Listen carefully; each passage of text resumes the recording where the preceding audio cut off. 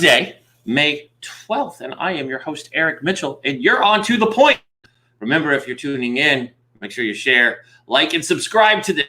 So let's hop into the news today. We've got a lot going on. As a lot of people know, Dr. Fauci, the coronavirus expert, is up on Capitol Hill today testifying after many people asked him not to testify. He went up there. He is our leading, in case you don't know and you live under a rock and don't know who Dr. Fauci is, he is the leading infectious disease doctor. And he warned that the country will face needless suffering and death if we open too early. I swear we can't get the straight dope on if we're supposed to open, go back to work, not go back to work. Who knows? Anyways, he was up on the hill, and he emphasized to the Senate that we need to move with caution and expand testing. As we saw yesterday, we had a repeat of 2003, where the mission accomplished banners started making their approach at the White House yesterday during a much heated press conference. I feel like every day they're heated. I wish that they could be like normal and not have heated conversations. But that's what happened yesterday. So it'll be interesting what comes out of these hearings. Up on the Hill, also with Dr. Fauci, includes the Food and Drug Commissioner Stephen Hahn, the CDC Director Robert Richfield, and Admiral Brett Greer, who is handling the testing efforts. In real huge tech news, Uber has announced they intend to acquire Grubhub. Grubhub has made a small fortune during the coronavirus, as a lot of people, including ourselves, have used it to get food delivered. Yes, cold, and usually they tell you 20 minutes after they left it on your door that it's sitting there, and your order is usually not correct. But Uber's going to grab Grubhub. Hopefully that will cause them to take those delivery fees that they seem to be price gouging on the weeks and lower those things down. It's going to be interesting to see how this plays out. Two is just embedded in turmoil.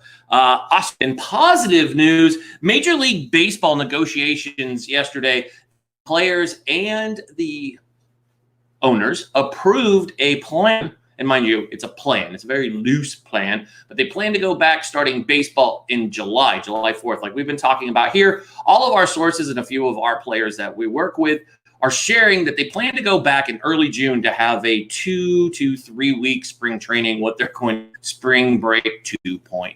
Then starting a season around July 4th. You gotta love baseball, patriotism, and all that good stuff. Starting back, new alignment, all this cool new stuff. The Astros versus the Dodgers, which will make us all really happy to see them beat by baseballs. But they will go back with 0 fans and lots of testing. That is the biggest holdup when it comes to that. Now, the other big side of this, and you're probably seeing it in the ticker, is what actually may kill this is the collective bargaining agreement. And you're starting to see these pop up over and over in sports. If you're a sports fan, you've definitely heard about this because it's an issue within the NBA and within Major League Baseball. Both of their collective bargaining agreements, what they deem, how they get paid, and all the fuzzy stuff, happens at the end of this season in 2020 or 2021. Now, because they're not playing and the playoff money and there's some issues in these collective bargaining. They were not built with a force majeure for basically the end of a season just stopping abruptly. So we're having these arguments. So the first one that is coming out is that they're going to be, Major League Baseball is negotiating. Right now, they're in the negotiation table to figure out how they can make this collective bargaining agreement work so we can continue paying minor leaguers. Right now, minor leaguers are making $400 a week up until the end of May. So this will get interesting as we keep going. In other news, I know we talked about it yesterday and last week. We talked about advertisers with Mark Berman. But big advertisers like General Mills and PepsiCo are seeking to back out of spending on their advertising on many broadcast and cable networks. They were given this. It's estimated that because a majority of the roughly $42 billion spent on national TV ads in the U.S. is bound by contractual commitments, they are made well in advance of the new TV season. So they are very hot to trot on getting that going as soon as humanly possible. Some of them are backing out. May 1st, a clause came that they could back out. So a lot of networks are dealing with this. So while you're seeing record ratings for a lot, keep in mind, ratings only equal a very little bit. And we'll jump into this with our first guest as we talk about the new media revolution that, as you can see, if you're tuning in right now, you're part of the new media revolution. Same goes with almost all of our guests today. They either have amazing podcasts or you see them on TV, or a combo of both. So we're going to be talking a lot about new media today. So that's why we added that into the news. And, well, we have 2 more stories. And also, last week, I know we had a lot of Corona news that we were talking about, but the U.S. women's soccer team lost their court battle last week to be paid equal like their male counterparts.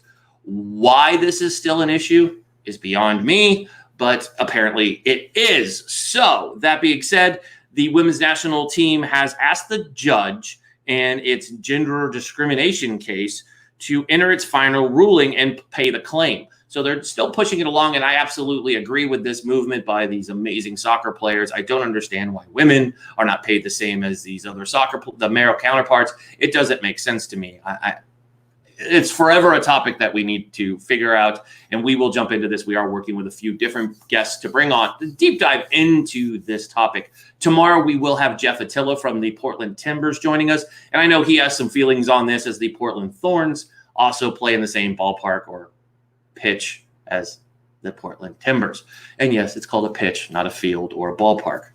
How do I know these things? I don't know. It just comes to me.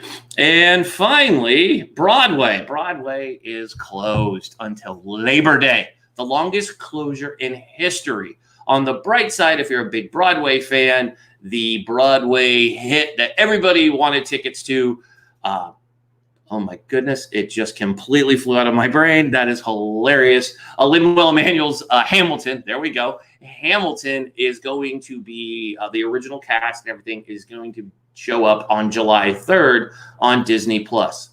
We talk about Disney+ around here because they are absolutely crushing it. Talk about bringing TV to us all. I know it saved a lot of us with kids. We're able to watch a lot of our shows that we grew up watching. So you will be able to see that Hamilton July 3rd on Disney+, which is months before it was ever supposed to get. They're rushing it there because so many people are there. So again, Broadway is closed. So that is your news today, your news update. We will continue to update as we go through, but I don't expect any more breaking news when it comes to the sports world. And Dr. Fauci is currently done on the stand, and they're quizzing some other person to confuse us further about what data we're supposed to follow and not follow. But that's not what we're talking about today. We're going to talk about some great things. We have some great guests ahead. So before we get there, let's get to the point.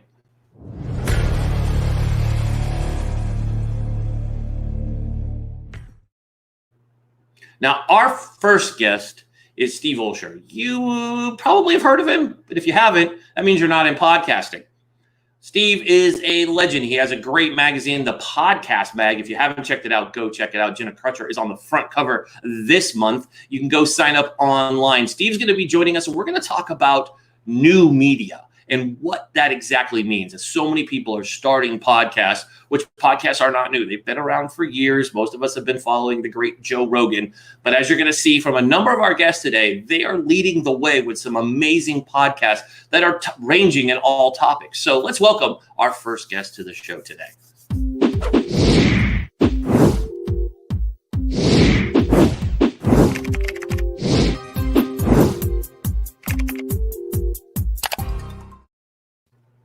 Hey, Steve, how you doing? Hey, what's up, Eric? How you doing, buddy? Another day with technology, so it's always fun. Always fun. You know what, man? What do you expect? It's technology. It's what it's supposed to do. You know, it works. It works minutes before you need it to turn it on, and then you turn it on, and all of a sudden you're like, "This is not how you were doing 20 minutes ago." That's exactly why tech is a 4-letter word. Yeah, it is. It matches all the other 4-letter words the Marine Corps taught me.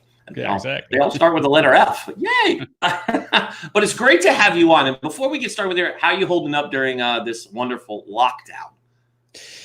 So here's my take on it, which is you should be aware of things that are going on in your life that you might want to improve upon or in your business, but don't make any drastic decisions during this time period because no one's quite in the right place of mind. And even though we think we're sane, it's a crazy period. And, like anybody else, or not everybody else. Now there's some sunshine type people out there who just love everything. But yeah, ups and downs for sure over on this front, no doubt. Oh, that is for sure. So let's jump into this. As you're sitting here on a Facebook TV show that was created during this wonderful Corona epidemic, true story, created between myself and my 15-year-old sitting here as she was crying out on a porch on top of a mountain to me about not wanting to see, getting news that just was so one-sided on either side. She's like, I don't know who to believe. Everything's confusing. And she said, why don't you create something? So here we are. So let's talk about new media and podcasting. Sure. I mean, I'm a huge fan of podcasts. Joe Rogan is hands down my go-to podcast. So is your podcast and Alexis's podcast, all my favorites. As I have you guys on, I have to plug your podcast. Thank you for that. But tell the folks, I mean, why do you see more people creating a podcast? Podcast listening is record high. It was already really high as we went into the virus. But why are so many more people really touching their creative side during this lockdown? Yeah, man, it's I think there's a few reasons, right? First and foremost, the fact of the matter is that access has finally caught up to demand from the standpoint of, if you go back a number of years, not terribly long ago, if you wanted to access a podcast or even create a podcast, I mean, you had to go through a number of steps, jump through a number of hoops to be able to do that. So needless to say, if you weren't fully committed to either creating a podcast or downloading an episode, you weren't going to do it. So now, fortunately, technology has caught up to demand, where creating a show is as easy as a push of a button, and accessing shows is equally easy. So reality is, I think we're just really just scratching the surface in terms of the number of shows, and you're starting to see exponential growth here. But in terms of why, for the simple fact of you talk about new media, right? And podcasting would be part of the new media world. All of new media is built around the premise of pull, which is basically the consumer pulls what they want when they want it, and they listen to it or consume it on their preferred device, versus old school media, which is push media, where basically you flip on a channel and something that's there is there. You didn't ask for it, but if you decide to watch it or listen to it or read it, great. But the difference is, obviously, more and more folks are moving to pull media as their go-to option, their go-to choice for downloading education, information, entertainment, et cetera, et cetera. And so as more people warm up to the fact that if I'm a business owner or a coach or a healer or a consultant, I don't know, whatever it might be, if I launch a niche-oriented podcast, I can really attract quite easily, quickly, cost-efficiently, time-effectively my most ideal clients. That's perfect. I love that insight, because that is something that I've been telling people. Oh, they're like, oh, I should start a podcast. And I'm like, well, what's holding you back from doing it? It's not hard to start. I mean, you just need a microphone and a few things. You don't really need a microphone. I've seen people start with just headphones. I mean, I know everybody looks at like what Rogan set up, or even your setup, or, anybody who's got a lot of subscribers and a lot of listeners and have been doing it. Everybody wants to start off at, Lewis Howe size, and they really don't need to. I mean, everybody's not going to be Ed Milet where you're in Laguna and you have the ocean backdrop behind you. But, you could start, and it's good to see. And speaking of the devil, he's on here talking about it. Somebody like Matt Kuchera, right? He started that pivot, and it's very simple. Like, you don't even see his setup, but his sound quality is good, but he got it going. And it's really turned out to be to me, a viral sensation that I know a lot of veterans and civilians are tuning into, because he's getting high-level guests and talking about things that a lot of people don't know. A lot of people don't know about veteran transition, how difficult it is, yet we have one of the highest unemployment rates. It's hard to say that now with everybody unemployed, but we have that now. So let me ask you this. When we talk about podcasting, what is your advice? Because I know there's people out there listening, and I see some of the questions that have come into me. What is your advice for people who want to start a podcast? Like, where do you start? Yeah. So let me take one step back, which is just address the technology side of the equation. Two of the more popular shows of all time in terms of podcasts, Aisha Tyler had a show called Girl on Guy, where she literally just put down her iPad and she hit record using GarageBand, right? I mean, just that was it. And Russell Brunson, who many of you know from ClickFunnels, one of his most popular shows was called Marketing in Your Car. And he would literally just on his phone, just hit record on his drive from his home to his office, and then on from the home office back to the home, and upload those episodes, and that would be it. So bottom line is, you don't need fancy equipment. And I appreciate you mentioning that. in terms of getting started with a podcast, you really got to go back to the Stephen Covey philosophy, which is, do you start with the end in mind? And with podcasting, I think that you absolutely need to do that, which is have clarity around what I call your profit path, which is what happens from the moment that somebody hears about you. So perhaps somebody watching now, they never heard about me before. They become familiar with me. They want to come into my ecosystem and now maybe subscribe to Podcast Magazine or whatever it might be.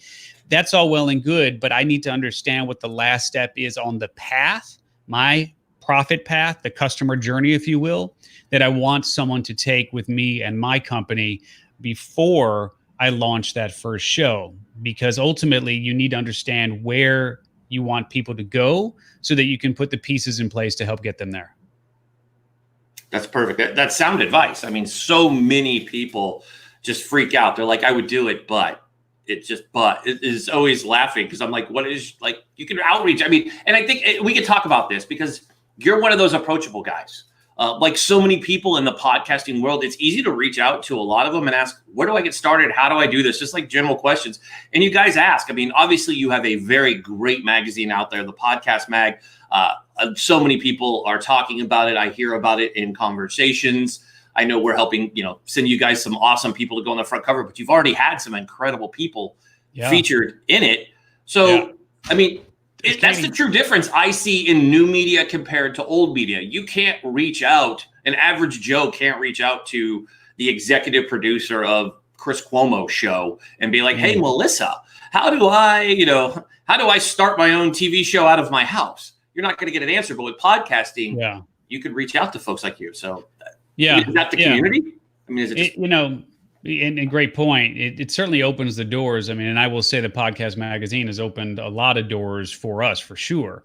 I mean, we sat down with Katie Couric and Adam Carolla and Dave Ramsey and Jocko Willink. I mean, just all sorts of interesting people that frankly we would not have had access to without the magazine. But that's a whole other discussion. I will say that there are people from all walks who have teeny tiny shows that have been able to really establish themselves as the go-to authority in their respective niche through launching a podcast. And frankly, I would say that's really the bottom line here is you got to be real clear on what conversation it is that you most want to be a part of, and then do whatever you can to become the hub of the wheel for that industry that all of the other spokes connect to. And a podcast is certainly one of the best ways to start moving in that direction. So we'll give you a great question that came in from Mr. Matt Kachera. He wanted to know what challenges have you seen or presented themselves during COVID-19 for the magazine? For producers. I see you pumping it out. So, I mean, tell us what's going on there. Yeah. So, I mean, like any other business, obviously we've had challenges from the standpoint of you have advertisers and sponsors who are getting a little bit tighter with where they invest their money. I mean, there's no doubt at all about that. And frankly, I love doing the in-person interviews. So we were supposed to sit down with Jay Shetty. We were supposed to sit down with Marie Forleo and do some of these in-person interviews. And obviously with the lockdown, no one's doing a lot of in-person stuff right now. But the good news is because we're primarily a digital publication, we do have a limited print run of each publication, of each issue, but we're primarily digital. So for us, COVID has really only hampered our efforts from the standpoint of people who were going to say yes to sponsoring or advertising, or maybe sitting down for interviews are a little more hesitant right now. But in terms of subscribers, in terms of readership, our numbers continue to grow. And, frankly, as I said, I think we've really just scratched the surface. And I think we're really in the embryonic stages of the podcast industry. So if I can kind of pat myself on the back here, I think the best is certainly yet to come for us, because interest in podcasting is growing at an exponential clip right now. Awesome. Well, Steve, I want to thank you for coming on today. We'd love to have you back on to talk more about podcasting. You are like a Swiss Army knife. There are so many topics that we could jump onto when it even comes to entrepreneurship, which is really what I want you to come on and talk about building a business. You're one of the best behind it. We're going to put all your links to everything on there. But tell the folks before you go, what's the best way to get a hold of you, outreach? And of course, we've been talking about the Podcast Mag. Go subscribe today. But go ahead, plug away before you go. Yeah, honestly, I mean, we're still giving away free lifetime subscriptions to Podcast Magazine. So at the Podcast Mag are all the social media handles, but podcastmagazine.com, as you have on the screen, is the best place. And you can learn more about me and everything that's going on there. So nowadays, I just say go to podcastmagazine.com, get yourself the free subscription there. And if you like me and you want to connect, my email and all that stuff's in there. Awesome. Perfect. Steve, thank you so much for joining us. And that's awesome. So up next, we have Alexis Haines.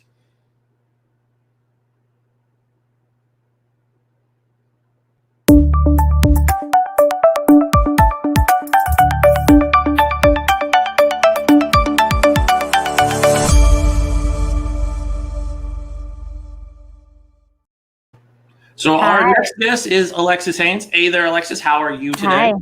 I'm good. How are you?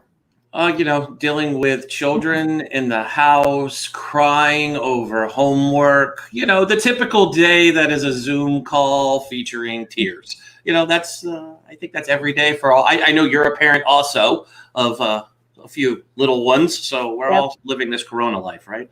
We are indeed. I just got off the phone with my girlfriend this morning and I was calling and going, do you understand any of this homework? Because I don't understand any of this homework. You're going to have, so I'm now having my mom friends teach me so that way I can go and teach my daughter. It's crazy. Right? I think it's been the biggest struggle and our kids are a little bit older. So we have a 13-year-old. So he's in 7th grade, technically now going into 8th. And then we have a 15-year-old who's going to be, of course, 16 and going into her junior year.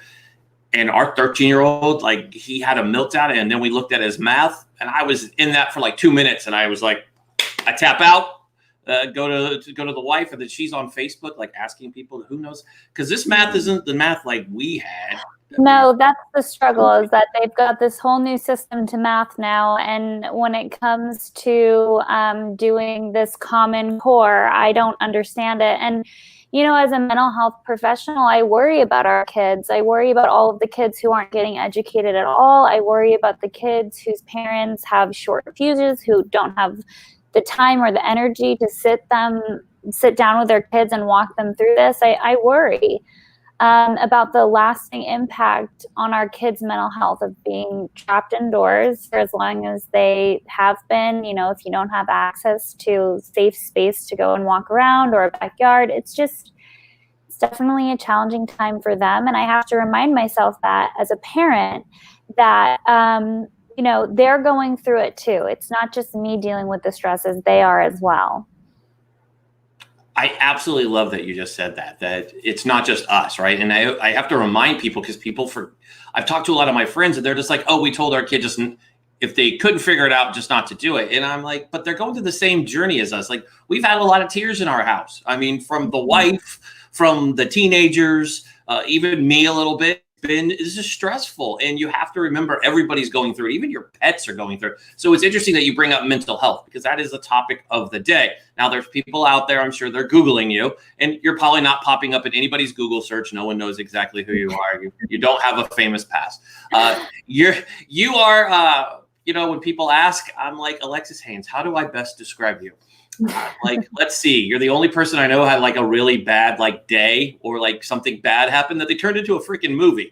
That's not a good thing, right? That's but you've done something positive, and I love that about your story. Is something bad happened. You went through it, and you came out on the other end a completely different person. You have a beautiful, 2 beautiful children. You have an amazing business that you're running with your husband. It's just amazing, and your story is terrific. So what's your message out there to people who during this time are really struggling, and they're like, oh, this sucks. It's never going to get better. They put their head in the dirt instead of being, chest up, kind of going, we're all shooting on the same hoop. Let's go forward. Yeah. Well, I'm actually seeing just such a big spectrum of response. Grief is a very funny thing. People respond to it in different ways. So we're definitely seeing instances of domestic violence on the rise, of addiction on the rise, of mental health on the rise. And I always tell people, like, these are things that are happening all the time. They're just being amplified right now because we're so used to a fast-paced lifestyle that we often don't stop and look and check in, like, where is my mental health and how am I doing?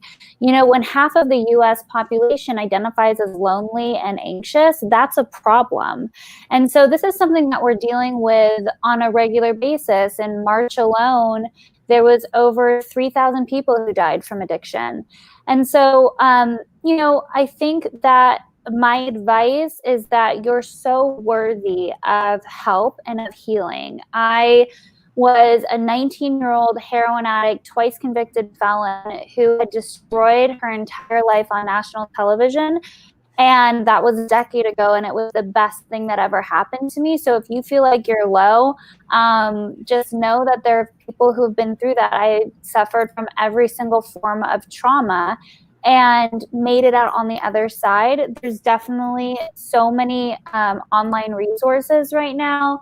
We already had Talkspace and some of these more like app style resources. But what I'm seeing in my community is other authors, other podcast hosts, people who have online courses around, you know, mental health and overall wellness are lowering their prices. I made my book available for free for half of the month of April. There are people out here that want to help you. I love that. And your book is fabulous. I've read it. I know you were, before coronavirus, which feels like 732 days ago, you were on Miss Tamron Hall's show, and you were awesome up there. And your story just, I mean, obviously, you know, your story is amazing. And I always tell people, I'm like, you think you had a bad day or you've been through a struggle. There's other people, you know, you always hear that story. Like, there's always somebody who has a worse story than yours.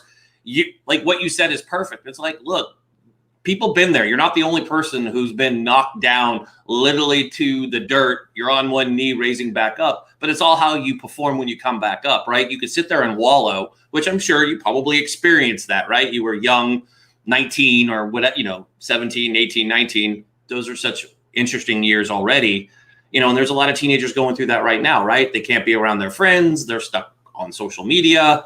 Thank God for TikTok, because that seems to be the most greatest time suck ever. But let me ask you, so when you were going through this, what kept you going? What was your motivation during your darkest times to turn around and head towards the good light? I make it sound like it's morbid, like you're heading towards the light, but you know what I mean? Like, what was that point that you were like, I got this, I'm going to turn around and I'm going to right this ship and I'm going to fix everything? What point was that? Yeah, so there was many small moments along the path of my journey that were kind of these sobering moments where I was like, this is not, like, I'm not a bad person. Like, why am I making the choices that I'm making?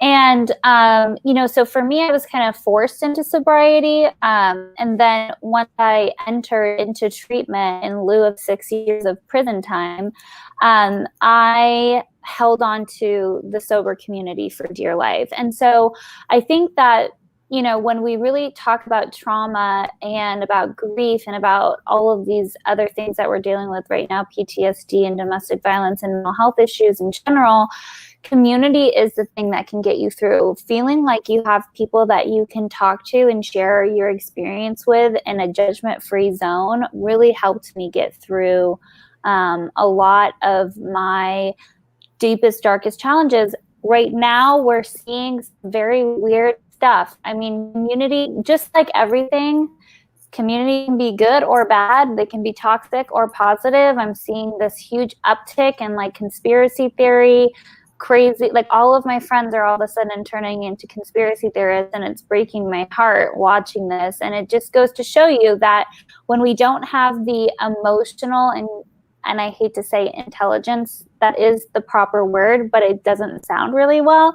But if you don't have the emotional intelligence, the coping techniques that are necessary to survive something like this, that is so emotionally taxing, you're going to see people turning to these kind of fringe ideas and beliefs because it's almost one of those things where I just want to yell at people, like, truth is stranger than fiction. Like, the truth is that your mental health is deteriorating right now because we're quiet, because we're home, because we're not busy, because things are amplified, because we're in a constant state of fear and stress. And so, find the people in your community who are positive, who don't shame you, who you feel like you can be your authentic self around. And that's pretty much it. Community saved me for that first year. I absolutely love the answer. That is, oh my God, so good. I mean, you always have great answers. I mean, that's why I just want to keep asking you questions, but I want to respect your time. But I can sit here for days and just go, so let me ask you more, because it's true. And I agree with you with the tinfoil hat wearing conspiracy theorists. They seem to be everywhere. Like, people I never thought would turn into it. There seem to be these random messages or rants on like Facebook. I'm like, back away slowly. Okay, You're just bored, or you've been inside way too long. Go outside, go for a run.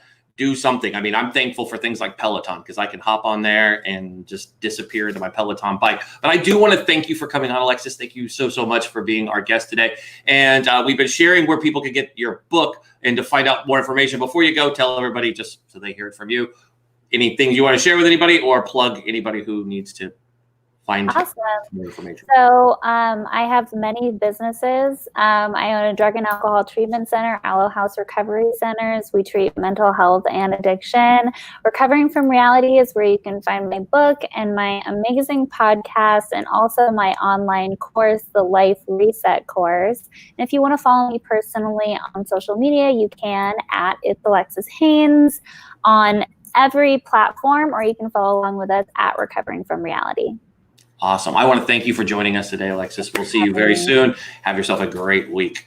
Thanks. So coming up next on the show, we have Anna David, who just joined us. So we'll be bringing Anna David on next.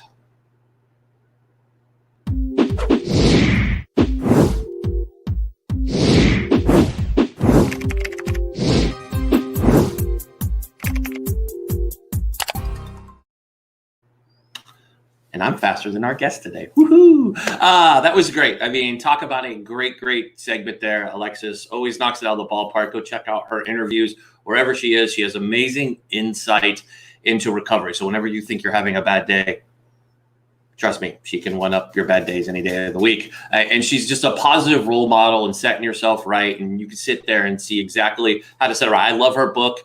It really gives you some insight into, some craziness. And I look at my teenagers and go, oh my God, if they had to go through that, it just shows you this reality life that everybody wants to be a part of. It's not always this great shimmering diamond out there. But our next guest is Miss Anna David. I can't wait to have her on the show. So let's welcome Miss Anna David to the show.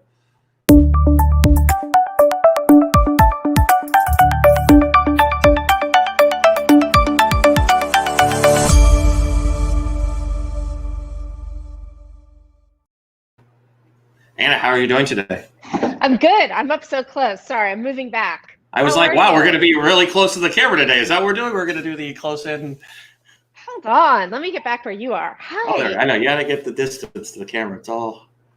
Nobody wants to see my pores. Trust me. That's why we don't get the camera right here. Except me. I'm dying to. Okay. Well, there we go. So it's good to see you. Thank you for joining us.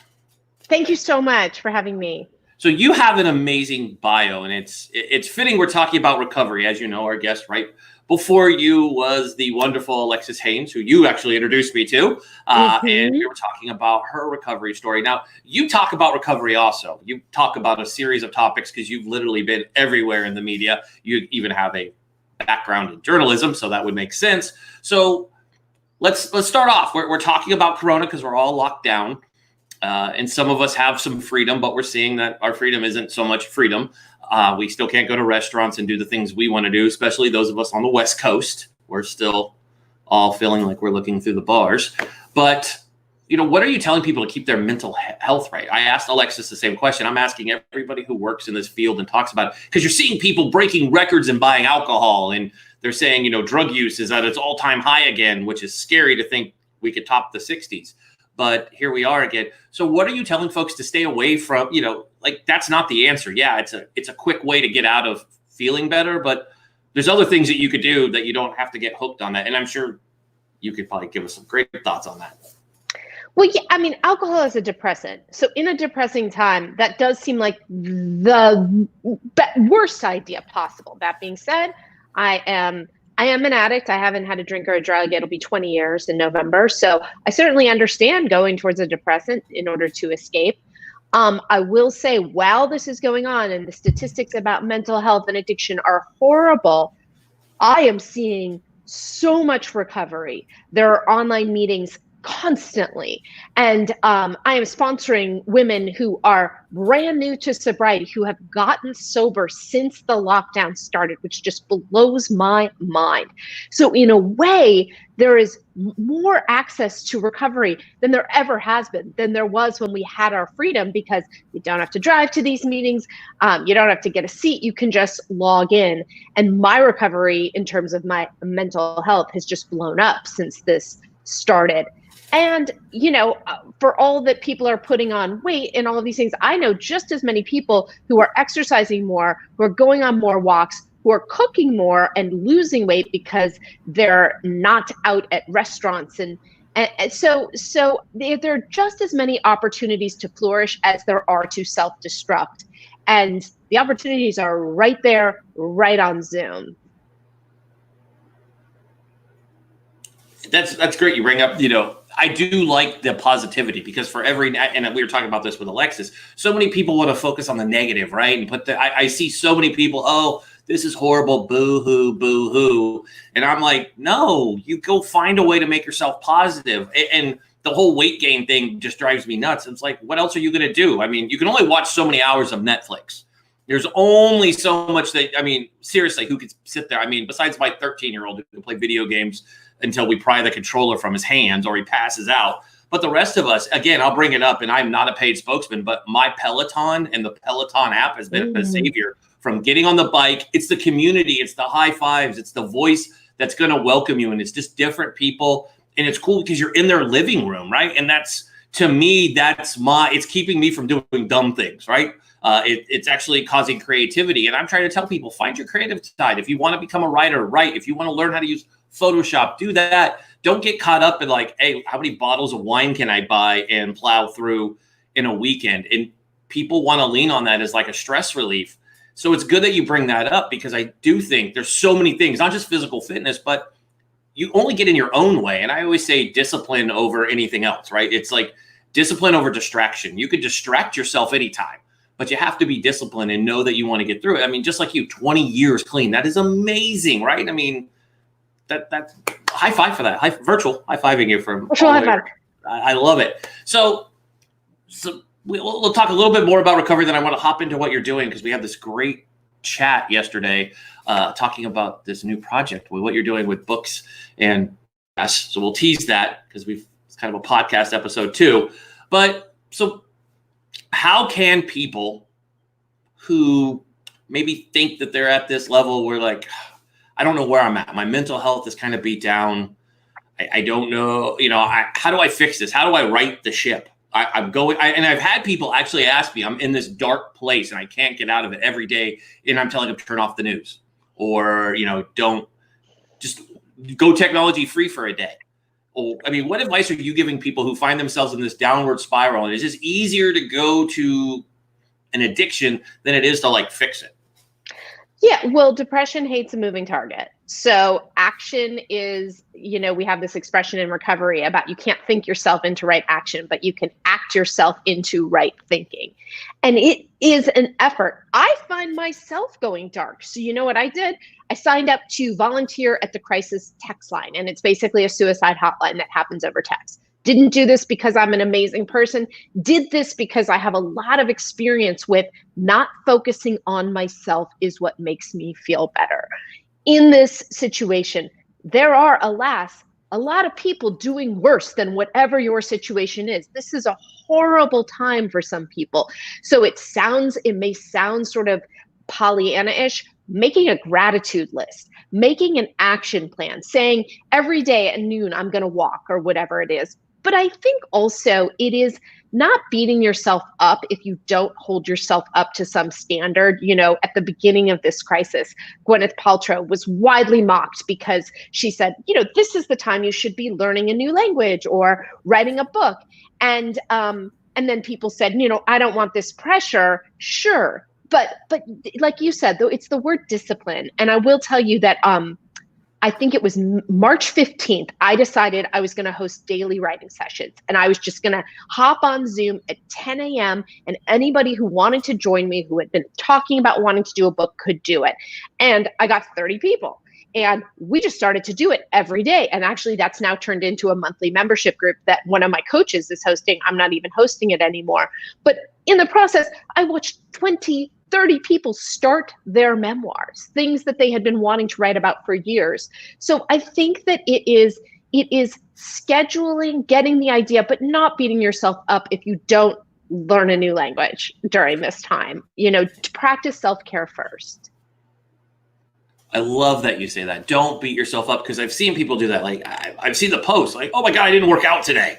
I lost my streak. And it's like, I get it. But sometimes life happens and you just have to let it do it. I mean, it's happened several times to us dealing with two teenagers who are both stressed out. You know, they can't hang out with friends. All their social life is gone. And you don't think of that. And I know there's people, I've been mocked for saying my kids lost their social life, but that's a key. I mean, we all had that going to school. I mean, I thrived in it. I love going out. Anybody who from my high school days who's watching right now will be like, yeah, we've been to parties at Mitchell's house. So, I mean, that's part of the experience of school and becoming social. We're all going through it, but you can't really beat yourself up. And I know it's easy to do. And I know people like judge different. Oh, this person's, look at them. They're all about themselves and getting fit. It's like, stop picking on each other. And I have seen a lot of hate online towards other people, and it's really depressing. It's like, this isn't the time for us to be against each other.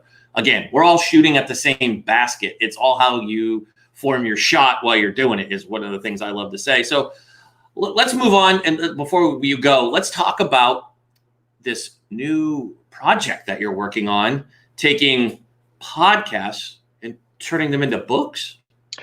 Yes. Well, so I have a publishing company and it is called Launchpad Publishing. And what we do is we work with 7-figure entrepreneurs. We help them share their stories. They're people whose businesses are going to expand if they have a book. Their speaking careers are going to expand, everything. So that's what I've been doing for years. Then we decided to start focusing on doing current content books. And I shouldn't say focusing on, it's one of about 10 things that we're doing.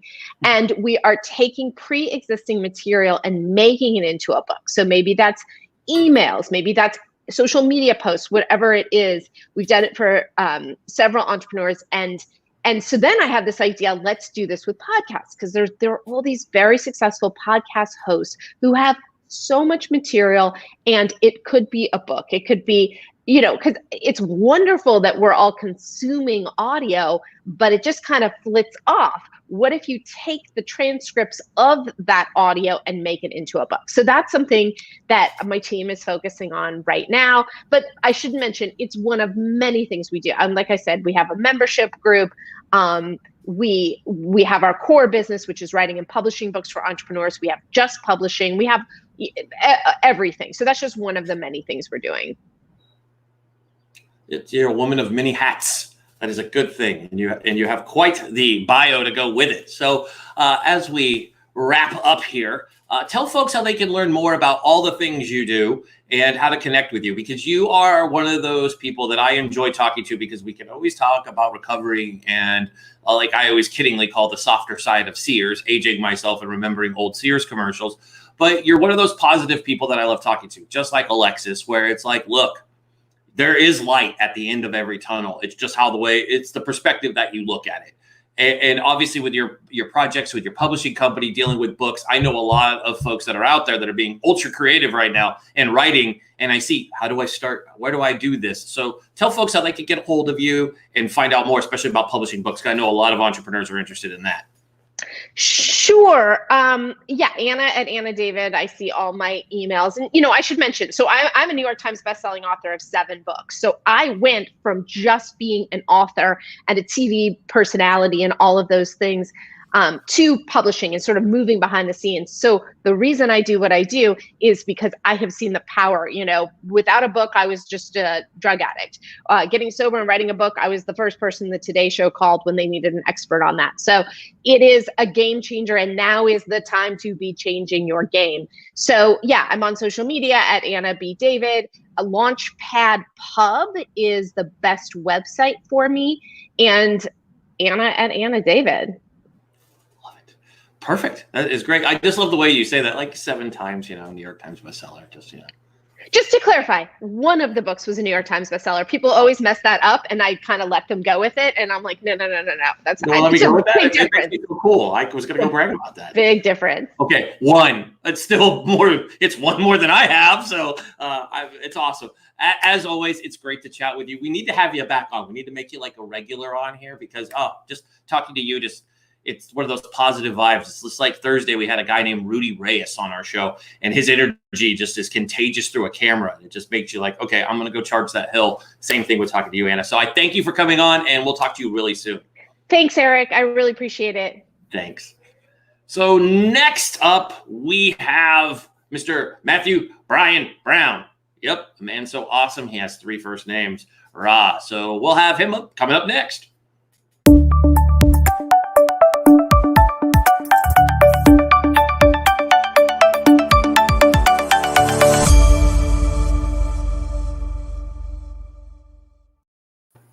Howdy. So as always on this show, we like to get into topics that should be frontline news, but you don't hear about them. And like all of us over the last 8 weeks, we've spent a lot of time on YouTube. Don't lie and say you're not. Everybody uses YouTube, and their viewership proves it, even the folks who tune in. And while we're here, we might as well stop and plug that you should, if you're watching right now, you should be subscribing and sharing and hitting that little bell that tells you for a notification. But we're going to talk about the dark side, the underbelly of YouTube. Now, our guest, he's not our first guest. He's not our first guest. He's our last guest. But Matthew Brian Brown, a man with 3 first names. I love it. So it's really hard to jump into your story. Now, you are a very well-known YouTuber. You've been doing YouTube since like 2006. Yes, so, I've been around for sure. You've been around in the internet world, all right? Let me clarify. Especially in the internet world. But I mean, you've got some immaculate ties to Disney and other different places with projects.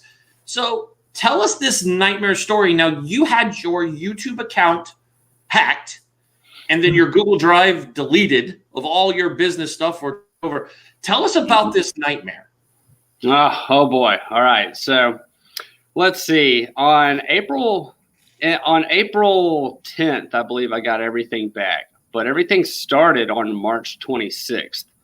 So a nice little chunk of time there when everything happened. I was on YouTube. I'm just kind of working. It's probably about 2 a.m., between 2 a.m. and 4 a.m. It's early in the morning, but that's typical for influencers.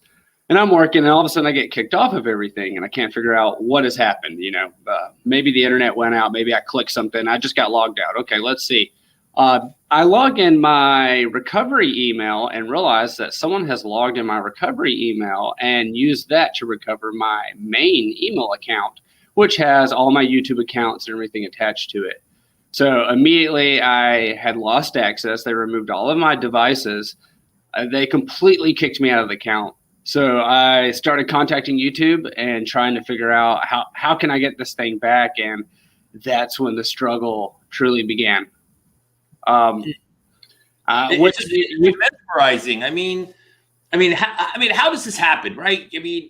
So obviously it happened. So your next step would be what any of our next step. I mean, for me, it would be throwing things. But my next step after throwing things would be, okay, I'm calling YouTube. They have to fix this. I mean, how many subscribers do you have? I have over 300,000. So, okay, so you're not like us with under 100. We're trying again. Subscribe to our channel, then we can get to 100. Right, come on, subscribe to the Point TV. There you go. See, I love it. We're gonna plug away constantly talking about YouTube. So you're supposed to, man. Over 300,000 subscribers. What do they tell you? Oh boy, so It's a very weird feeling, first off. So, like you said, I've been on YouTube since 2006. I have been personally invited to YouTube events. I've worked with very top executives at YouTube. I've worked with very large YouTube networks. So you would figure I would have a little more pull to some degree, right? Not only do I have 300,000 something followers, but I'm also friends with these individuals. So I get emails back basically telling me, you know, let's go through the process, but that everything's going to be okay. You know, like, hey, don't you worry about it. Everything's going to be fine. Like, we got your back. Let's go through the steps. The steps including pretty much trying to prove my identity to them. But I had contacted YouTube and I contacted my YouTube network, and they immediately went to work at it. The issue comes into the time frame, and also the fact that they took no action to limit the hacker's abilities. So they acknowledge that I'm hacked. They are communicating with me in real time with somebody who can prove my identity immediately, as well as just me directly. But still no action was taken on the channel to remove any features or pause it or block it. It was just sort of this, don't you worry about it, everything's going to be fine. As I mentioned, I didn't get everything back until April 10th. So, you know, April 26th, it's don't worry about it. By, March 26th. By March 30th, it was, you know, sorry about the delay. The virus, we're all working from home. So no action had been taken at all at that time. So the hacker is just doing their thing, man. They're just uploading any content they want. They're having live streams. They're posting fraudulent content. And I mean fraudulent content, literally content that has Bill Gates talking about how you can protect yourself during the coronavirus, but they're promoting links over it, sort of like we're doing on this live stream right now where there's this bottom bar here, but they actually had a bottom bar that's saying go to this website. And when you went to that website, it kind of stole your identity and like a credit card processing fee, basically. So they stole like a little bit of money on top of that. There's over 50,000 people watching this live stream at times, and YouTube's just letting it happen, not taking any action against it. On April 1st, I got deleted. So I'm talking to YouTube back and forth this whole time since March 26th.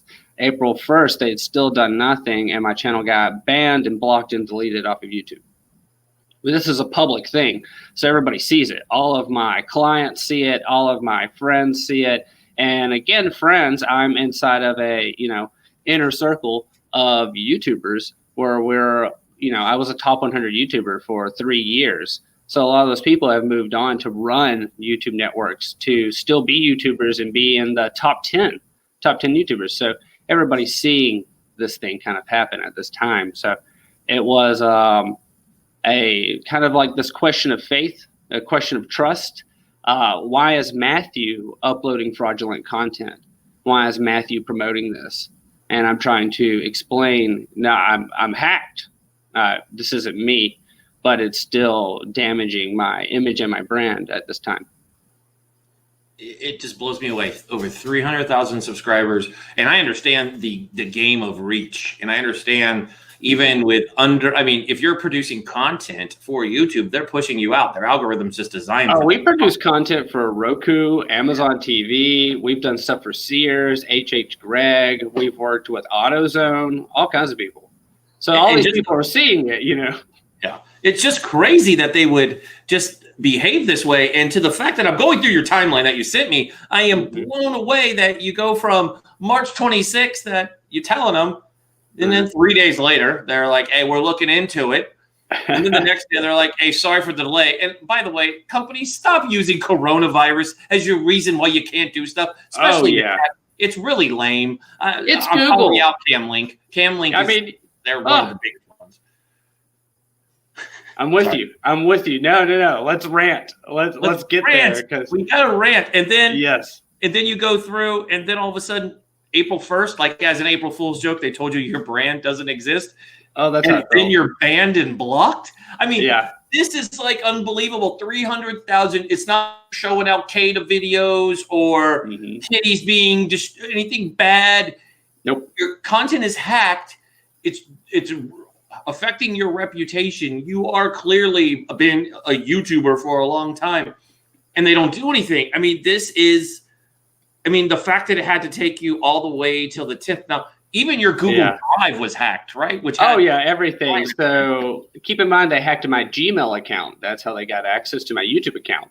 Now, the way that YouTube works, so I've been around a long time. YouTube used to work with one email account to one YouTube account, basically. Now you can have a Gmail account that has 50 YouTube accounts, which I do. So they did not just take one YouTube channel that had 300,000. They took every channel I had, which included access to clients that I was growing. Now, I got very lucky. They did not log in these clients' accounts that I was managing, but they did steal 2 other YouTube accounts. One of them had 19,000 subscribers. So not 300,000, but still, you already made the joke, I'm in a 90% plus category. Most people on Twitter and other platforms have under 1,000. It's like literally 10% of people have over this number. So I'm having very large accounts stolen at this time. So as I mentioned, they had access to the Gmail account, which included the Google Drive. It included Google AdSense. It included Google AdWords. I did inevitably get my Google AdWords deleted, I believe.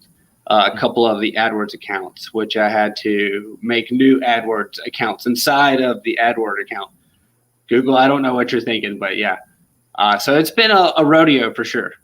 So one of the questions that came up is from a podcaster, and she says, it's very interesting that social media channels, especially if you pay for them, and obviously you're paying for some of these. I know we deal with this with Facebook for paid ads. We're still growing YouTube. That's a whole different conversation you and I will have offline. But it's funny when you spend money with these folks or even use their service, getting a human to actually engage with you and fix a problem, especially when you're dealing with brands. And we all need to be on social. It's pumped from everybody from the top guys like Gary Vee talk about it. There isn't a place you can go where you're not hearing, be on YouTube, be on Facebook, be on IG, be these places. But when you have these bad people who come in and clearly hack and send misinformation, and what people aren't getting, and I'm going to break this down for them, and when you and I can dive into it. But what we're talking about is somebody broke into Matthew's account. He's got over 300,000 people. This goofy algorithm that YouTube does, they reward you for playing and using content. The higher level you are, the more they play. So you got to think about it. People are tuning in to watch his, just like the few people who turn in to watch ours on YouTube because we're still growing.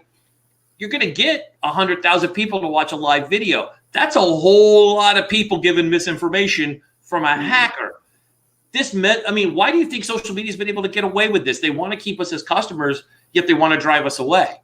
It's very strange. It's very strange for sure. They've changed the system a lot over the years.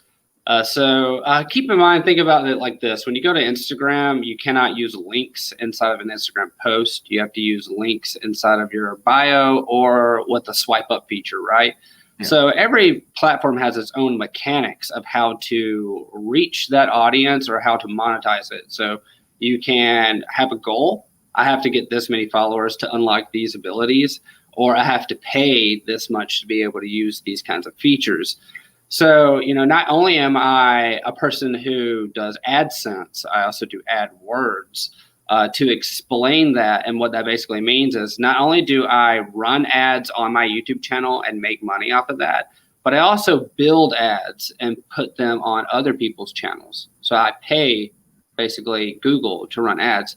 So I've spent thousands upon thousands and thousands and thousands and thousands of dollars on YouTube alone, not including things like Facebook and all these other things. So again, back to this, even though I do these things, even though I am this person with this history and everything like that, I was still sort of crumbled up and tossed aside. There's a handful of YouTubers this has happened to. I believe there was someone with 3 million that got hacked, and it took them 2 or 3 months to fix her account. Could you imagine if that was Donald Trump's YouTube account? You're fired. You're fired, man. It's huge. It's a huge problem.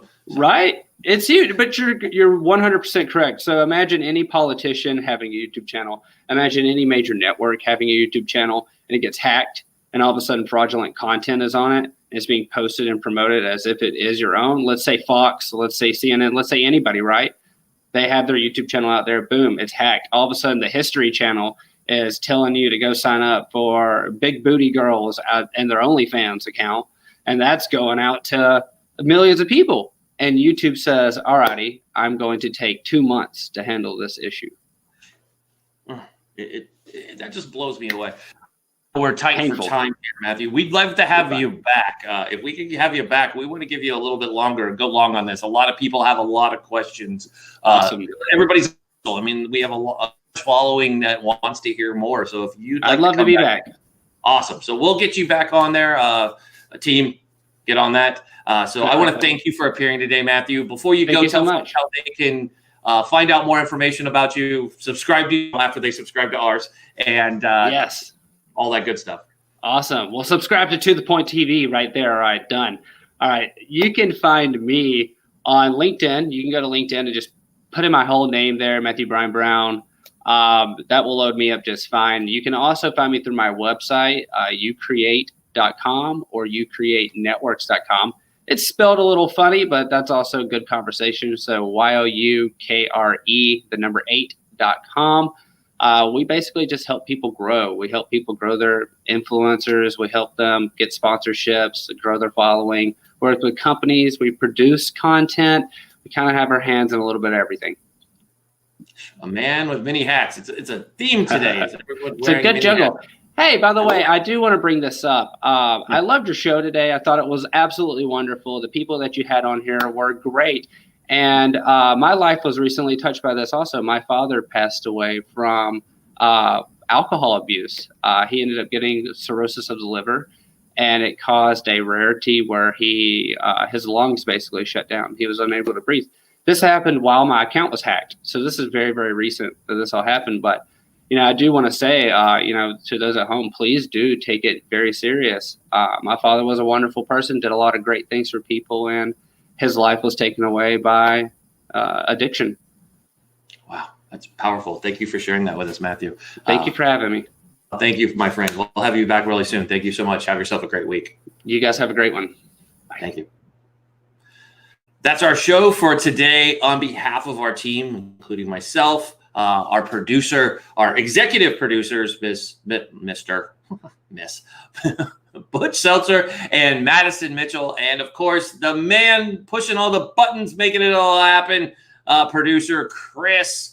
We thank you for tuning in. And reminder, if you're watching, please go click subscribe, share, follow, tell your friends, send some smoke signals out, write letters, tell them how great the show is. We want you guys here.